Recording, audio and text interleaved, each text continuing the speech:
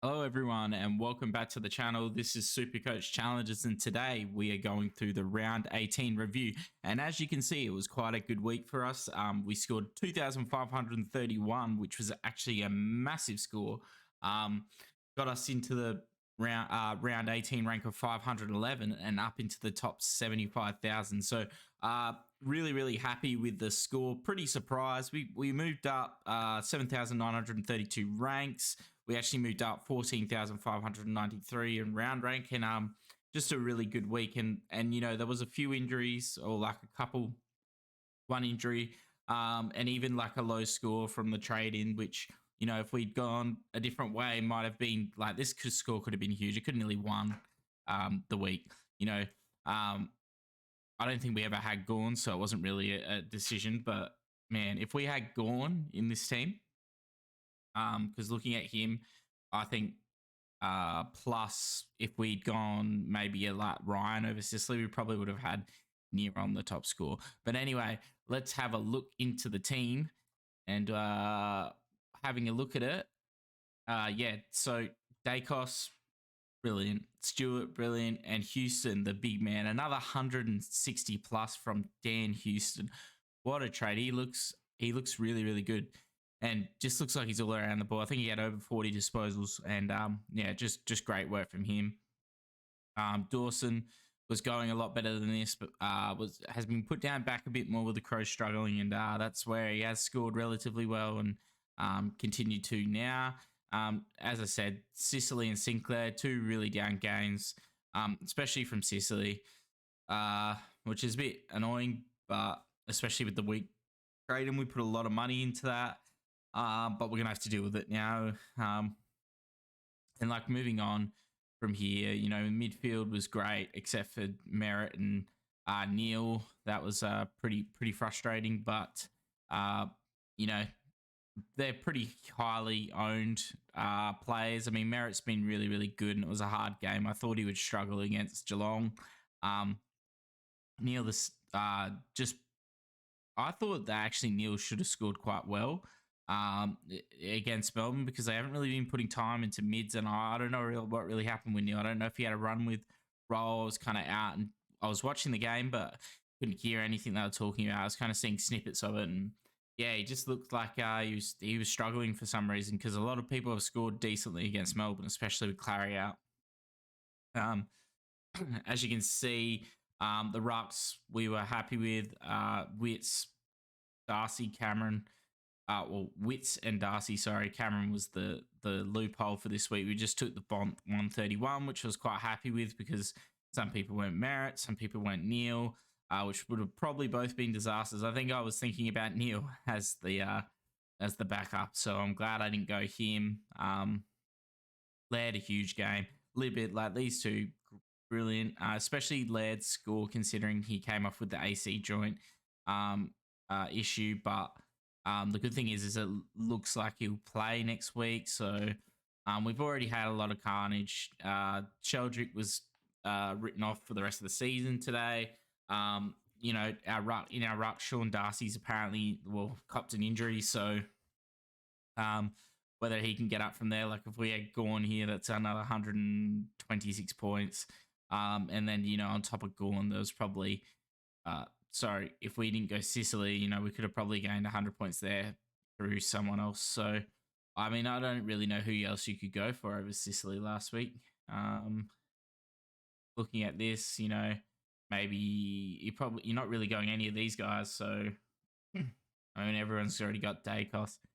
Yeah, it was a real weird week. But it was good from Day. Tommy Atkins, maybe. I'd had been thinking about Tommy Atkins around about the same time I was picking Himmelberg in my main team.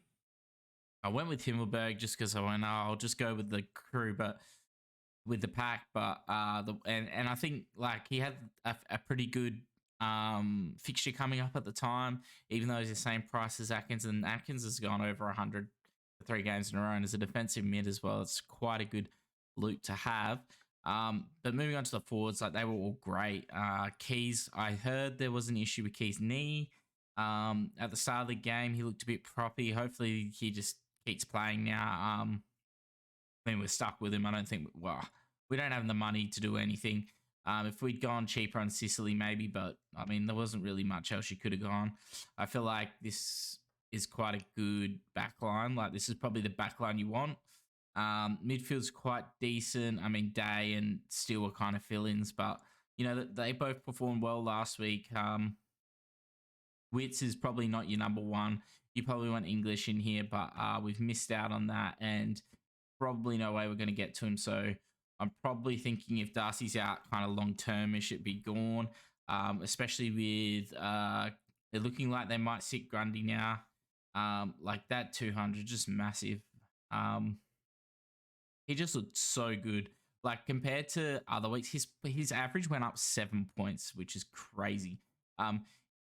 Watching him the other weeks, he just was dropping marks and fumbling the ball a bit, not getting hit outs to advantage, missing like the normal clearances he would get where he kind of goes for the tap, it comes down to himself and kicks out. And he's just getting everything in this match against Brisbane. It was ridiculous. He the goal he kicked on 50 was absolutely absurd. He kicked that probably 50 meters in the air and it carried over the line, pumped it straight through the middle. And you knew when he kicked it like that, like he was just on. And, I was thinking, oh, he's probably going to slow down, but he just kept going. And, 215 is great. And he's just an awesome pod. Like 7% of teams do not, is nothing. And the teams that have him now are like, oh, we were sitting there thinking, if Grundy gets an injury or something, like this could be what we get from Gawn. And now they just decided to drop him. And I don't know if you can play him. They won without him. So, yeah, really, really interesting to see what Melbourne do with Gawn here. Gawn and Grundy. But for the 3-2-1 this week, we're going Houston with the 170s, the 3. Laird for the 2, and Libba can take the 1 with the 149. A nice big scores from them. As we could say, with the ranking of 50,000, like we're getting there. The 9,000 league rank jump last week is going to be really helpful. Or 8,000 is what we need to make 25,000 ranks in 6 rounds now, which is pretty achievable. 19, 20, 21, 22, 23, 24. So 6 rounds. So 19, 21, 20. Yeah, 6 rounds to make up 25,000 ranks. It's achievable. We just got to keep going big. The issue is going to be here is I think Cameron should be back, so we don't necessarily need to trade out Darcy. Ford's actually got quite a good matchup here, and so GWS play late, but Northam, St Kilda play each other, which is really annoying because we can't really get a loop through there. I'm just trying to assess like what other options we have for a loop. It's Matty Roberts could get a game. So he had 29 on the weekend, second highest for Sydney in their VFL behind Stevens. You'd have to assume Stevens is probably ahead of him, but they haven't shown a tendency to play Stevens as well. So that will be interesting to see what happens there. For those who've held him since that injury, I mean, like you might be able to get some backup off the bench, and honestly, he could probably be as good, if not I won't say if not better, because Sheldrick was pretty damn good, but Roberts could be that guy for Sydney, especially if Warner stays out. So that could be really good to have on your bench. Really loving Windhager's work at the moment. He hasn't been scoring great all the time, but last week we needed to score and he did it. So that's great. And we've got enough coverage across the lines. Like Windhager can cover midfield forward. If we get Roberts, we've got another midfielder forward who can cover, and we got Ford himself. So that might be something we look at looping, because Sydney play mid round now, so that's a bit annoying considering they've had about like 8 early games. It felt like the past few weeks, like every game was early. And we've also got Chesser who can cover the back line. We could see Constable getting a game. Like the way the new coach is playing them, it seems like they're playing them in the positions they like to play in. And also, he's kind of recognizing that maybe there's some players that were out of favour that should be playing more, getting more time, like Flanders. So that could be good for Constable. And if I don't know what his stats were on the weekend, we'll probably go have a look because we don't have many trades to make now. But yeah, things are looking good for this first challenge. Like I was really skeptical of making top 50,000, but now it's kind of like it's really a reality. The injuries are hitting hard. A lot of players missing.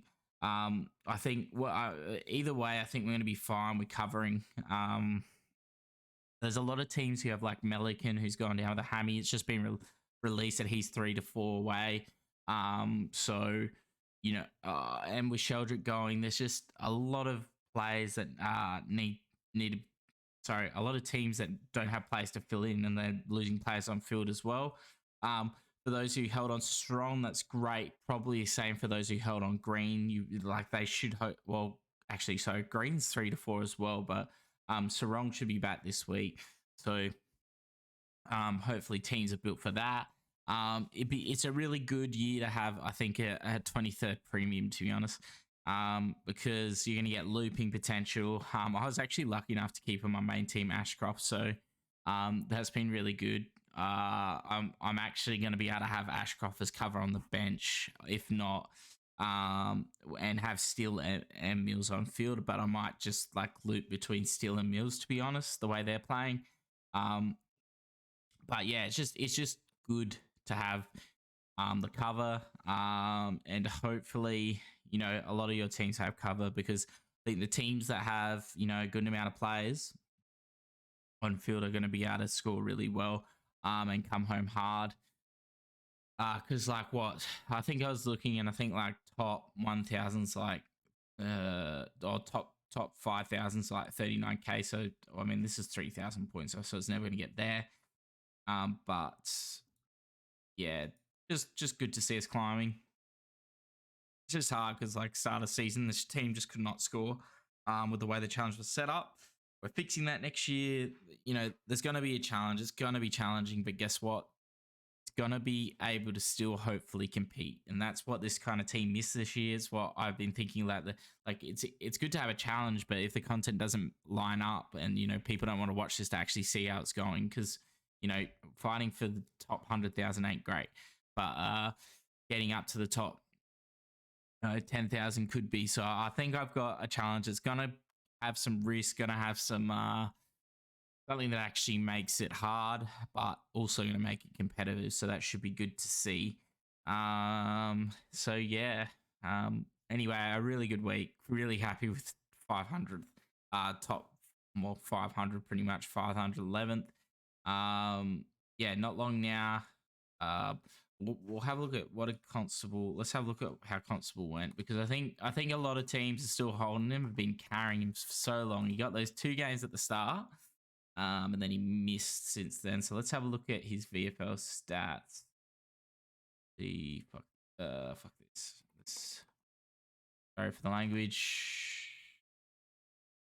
Go to here. We'll just use the main site. All right. Did Gold Coast play? No, they didn't. Unbelievable. Wait, this is round 18. Right, fixtures. What do we got here? I don't think Gold Coast played.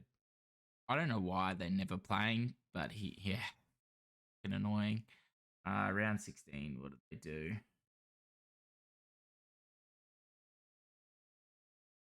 Yeah. So they absolutely smashed Frankston. Maybe Ochoa had 6 goals. Jesus Christ. I mean, they won, so it's going to be hard to still get in. And they do have some quality, but he had 32 again. Oh. And apparently Hollins was also out of favour with Jew. I just don't understand. Like, Hollins is a really good player. He was really, really highly touted. And I just, they've got some quality in here. Like, Jeremy Sharp's been tearing it up as well. I just think, with these guys, you got to give them a bit more play time. You can't just give them one game. They have to have a while to suit, and I just think that the Suns need to change some stuff up. I mean, they won last week, which is great, but that was from a change up of game style anyway. So, why are you playing like Rory Atkins and Brandon Ellis and stuff? They're not young guys who are going to be there for the future. They've got a paycheck and they're going to have it for a couple more years, and then they're out. Get Constable in there, get Jeremy Sharp in there, guys. Before they leave, they will leave. Elijah Hollins, get some games into them. That's what every other team does. The only team that doesn't do it is Gold Coast. For some reason, they just don't put plays in. Time into the players, or games into the players that are really, really highly touted, and that's why they lose them. Like Pressier and, I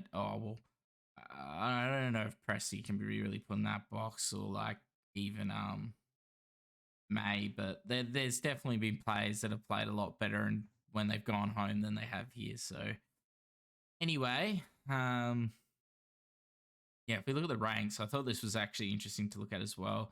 So I was thinking when I had this score, I was like, ooh, 2-5, like that's high. I feel like we could be, in it with a good chance, to score big. And I mean, this guy here would be very happy. What's his rank? Probably like sharpshooters. He's ranked 15,000. He jumped me. Jesus, he had a huge week. But actually Big Chungus, big score as well, 5,000 overall. So yeah, as you can see, the teams that are set up well are doing really well here. Although this is a bit shady. He did get the help from the Marich, and he has gone. Oh, that's what a 1-2 punch. Jesus Christ. But yeah, looking at this is ridiculous, this score. So we look at his back line, like pretty good. Like what Ryan, and I mean Ryan's the difference pretty much because I have Day, and then he has LDU, but he had Wardlaw on the field and still top scored. That's a 30 he got. If he had Angwin, he still gets 45 points more, pushes 2-8. He had the two big rucks, and even his like forward line wasn't great. He had Fogarty, score a 66 and Butters 84. Like Hogs, this could have been even better. So pretty crazy that he got such a high score. He went straight C on Bond, so didn't even loop. Imagine if you didn't loop, and you got the merit, for example. Pretty unreal. A great week for him, and a great week for us, and we're closing in on the 50,000. I reckon we're going to get there. We can do it. Last week the trade was obviously Sicily for Lloyd. Whether it was a good choice, I'm not sure, but as you can see, all that's happened is our season rank has gone up. Since the buys, since that round 14, it's just been pumping, pretty much halved, gone a quarter of the way down, pretty much in 4 rounds. So we can keep doing this. We're going to get to 50, and if you want to join along with the ride, hit the subscribe button, give us a like, because we're going places, and hopefully going there quickly. So hopefully you enjoyed the video. If you got any questions, leave them below. I doubt anyone's got many trades at the moment, but anyway, hopefully you've all enjoyed this year. Not long to go now, but there's still places for this team to go. So hop on the ride, come back every week, have a chat, and let's finish the year on some big scores. So we'll see you in the next one. Cheers.